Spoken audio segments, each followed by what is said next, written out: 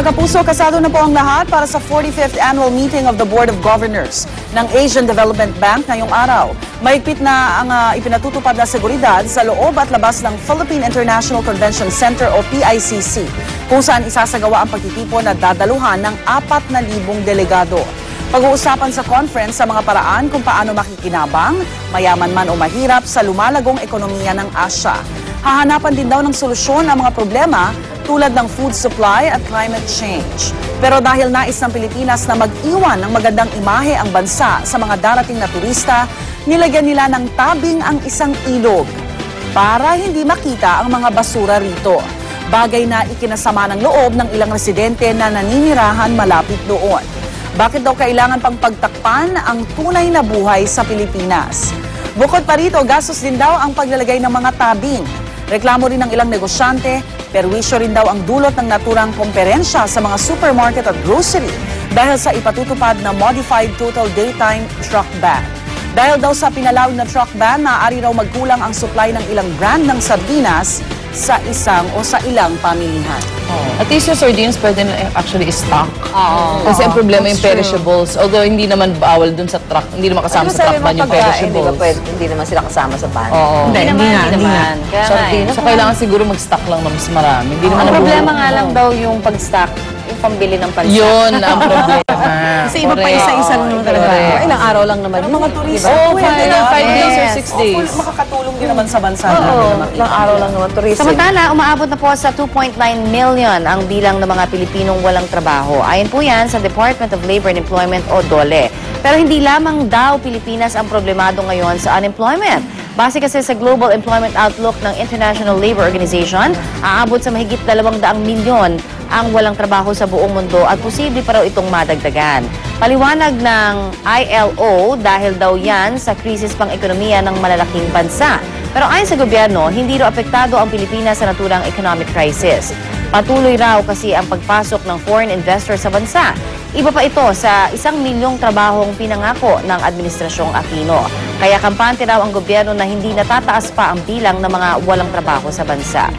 Sabi nga nung yung mga Employers Confederation, sabi nila, tayo na daw ang isa sa pinaka may mataas na bilang ng mga walang trabaho. Hindi daw ng mataas na sweldo sa katabing bansa.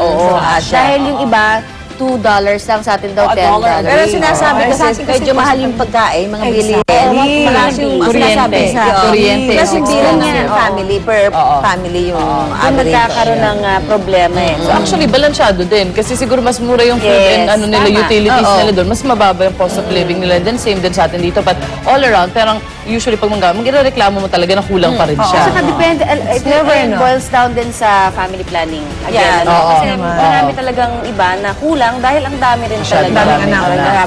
Yung iba naman talaga naghihirap because of corruption. Of course, Hindi na mapansin. Kaya naman sanang ibigay yung yaman ng bansa sa mamamayan. Dahil nako-corrupt, lalo naghihirap. Saan napupunta? Napapansin mo yung mga maraming anak, minsan yun yung walang trabaho di ba? Kaya nga daw anak na anak sila para magkaroon sila ng pang-paawa. Yung iba, talaga, they do. Kasi iba naman mindset is, what if yung pinakadulo kong anak siya yung mag-ahon sa amin sa kahirapan? So yung mga ganong mentalidad na parang, sige, anak na tayo. Actually, yung ibang magulang, kawawa naman. Dahil yung mga anak nila, tambay. Sila ang tamad. Yung mga anak ang tamad, umaasa pa rin sa mga magulang. Hanggang sa pagtanda, lola na ako. Hanggang mamatay ata nagtatrabaho ako. So, mga anak naman, medyo magbanat-banat na ng buto para sa mga magulang nyo. Pero alam mo, na rin yun, kasi if you show your kids na you work hard and you make them believe and you teach them about the joy of working. Tsaka wag din siguro isi-spoil. Kasi yung pag-spoil hindi lang sa mga mayayaman eh. Minsan kahit yung mga hindi naman masyadong malaki yung mga kinikita, nasuspoil yung anak kasi nga sila lang ang nagtatrabaho for the family. Pero alam mo, kahit umalis yung mga, kahit gano'n pa kasama nga yung anak, walang trabaho, tatanggapin talaga ng mga Because of yung strong family ties ng mga Pilipino. Pero hindi rin natin inaalis syempre hindi natin inaalis syempre yung talagang ang hirap. Yung iba naman talagang masipag eh. Ang sipag din talaga. Wala lang talagang walang swerte din. Oo, totoo. Samantala, 1.5 taong pagkakakulong ang sentensya sa isang Pinoy caregiver na nakuna ng video na minamaltrato ang inaalagaan niyang pasyente sa United Kingdom. Nakikita sa CCTV footage ang pagmamaltrato umano ni Jonathan Aquino sa kanyang pasyenteng may Alzheimer's disease. Pumalat sa internet ang video na ito at inilabas pa sa isang news magazine program sa UK. Ang pamilya ni Aquino kinagulat ang balita tungkol sa kanilang anak. Napanood na rin ng Philippine Nurses Association ng video ni Aquino at nalulungkot daw sila sa kanilang nasaksihan. Magsasagawa rin daw ng investigasyon ng PNA sa naturang kaso at aalamin kung rehistradong nurse si Aquino. Pangamba naman ng PNA, posibleng madamay raw sa kontrobersya ang imahe ng Philippine nurses at ang oportunidad ng trabaho para sa kanila sa ibang bansa. Umaasa naman ang gobyerno na hindi ito gaano makakaapekto sa imahe ng mga Pinoy nurse, hindi lamang sa United Kingdom, kundi sa buong mundo. Kakahiya ka. Hindi tayo ganyan. Although, syempre, mag-isa siya doon, marami siyang problema. It's not an excuse to work. An excuse. Diba? He's a caregiver. Sayang naman kasi yung Sa name imahe pa ng lang mga Pinoy nurses na magagaling. Alam mo, kung ganyan talaga yung pinapasukan mo, dapat malawak talaga yung pang-unawa. Basta kahit anong gawin mo, hindi naman nasa tama din yung oo eh. Ang nakakalungkot nito, yun nga sinabi, may epekto eh. Sayang ko Sa na iba yung pang mga imahe ng mga Pilipino na Pinoy. nagtatrabaho ng tama. Exactly. Oo. Samantala noong Lunes ang deadline sa pagpapasa ng Statement of Assets, Liabilities and Net Worth o SALN ng mga empleyado ng gobyerno, kaya naman sinubukang humingi ng GMA News ng kopya nito.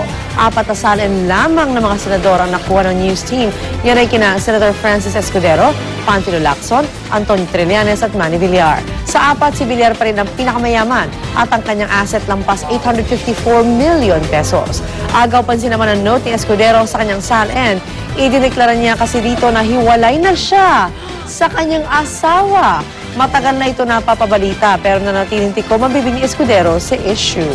Ang sala ng nalalabing senador ilalabas daw ng Office of the Secretariat sa May 14. Ayon sa Civil Service Commission, hanggang huling sentimo dapat ideklara ng mga kawani ng gobyerno. Kaya dapat walang labis, walang kulang. Mamaya sa ating sa Talakayan with Igan, alamin natin kung anong posibleng aksyon ang gawin ng gobyerno laban sa mga di nagsusumite o kaya nagsisinungaling sa pagdedeklara ng kanilang SALN.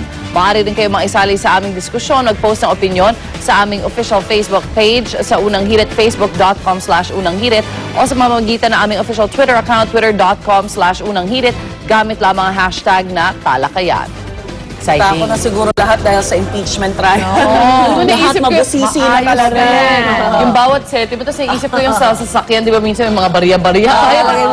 Sobra siyang mabusisi to be able to remember everything, the small things that you put Lalo na away. yung kino-contest nila na bagong form ng SALN. Kasi doon sa bagong form ng SALN, pati mga Interest rates. kamag-anak niya. Yung ibig sabihin, yung immediate family. Like, ikaw, anak kita. Kung ano yung ginastos mo, kailangan ko rin i-ano. Toiletries. Yung down to the toiletries. Wow, very mabusisi. Kaya nga Just almost nireklamo siya. impossible. Kasi sinasabi nga nung ilang mga...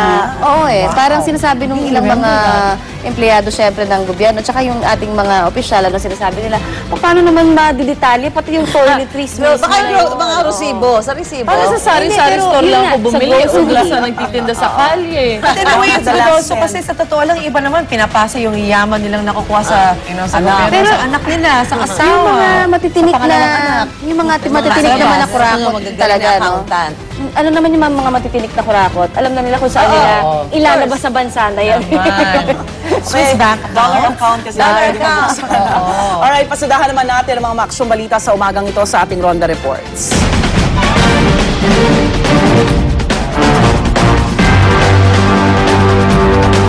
Isang lalaki ang patay sa pananaksak sa Novaliches, Quezon City. Ang suspect sa krimen mismong mga kasamahan niya sa pinapasukang car wash. Yan ang Ronda Report ni Oscar Oida. Oscar. Yes, sir, pasado alas 12 ng hating gabi ng pagsasakyan hanggang sa mapatay ang 22 anyos na car wash boy na si Bernardine Mendoza sa pinagtatrabaho ang car wash sa may Damong Maliit Street, Barangay Nagkaisang Layo ng Novaliches, Quezon City. 2 saksak sa katawan at 2 pa sa ulo agad na ikinamatay ng biktima. Kung pagbabasihan ng mga patak ng dugo, lumalabas na maaring nagsimula ang panalaksak sa kanya mula sa kanilang kwarto at nakalabas pa ito sa may garahe bago bumagta sa kanyang kamatayan. Naiwan sa crime scene ang kutsilong hindi na lang ginamit sa biktima, maging isang sulat gagaling umano sa mga kapwa car wash boy ng biktima na siyang tinuturing na suspect sa mga sandali ito. Ayon sa naturang sulat, ginawa raw nilang krimen dahil sobra raw nayayabangan sa biktima. Patuloy pag-iimbestiga sa insidente. Rhea? Alright, maraming salamat, Oscar Oida. Ilang tinatawag na civilian force multiplier arestado sa Caloocan City matapos magsagawa ng operasyon na walang kasamang pulis. Ang mas malala pa, may dala silang baril na walang permit to carry. Yan ang Ronda Report ni Micaela Papa. Micaela? Alright, balikan natin ang report ni Micaela Papa maya-maya lamang. Sa ibang balita, nais pa imbestigahan ni San Juan Representative J.D. Ejercito ang kinalaman ng overbooking sa mga delayed flights ng ilang domestic airline companies. Marami na kasi ang napeperwisyong pasahero dahil sa mga nakakansela nilang biyahe. Karaniwan naman daw inirarason ng mga airline company ang air traffic congestion o sobrang dami ng eroplano sa Maynila kung kaya't delayed ang kanilang flights. Bukod dito, masyado rin daw maliit ang Manila International Airport para sa mga napakaraming biyahe at pasahero. Kaya ang suhestyon ng Civil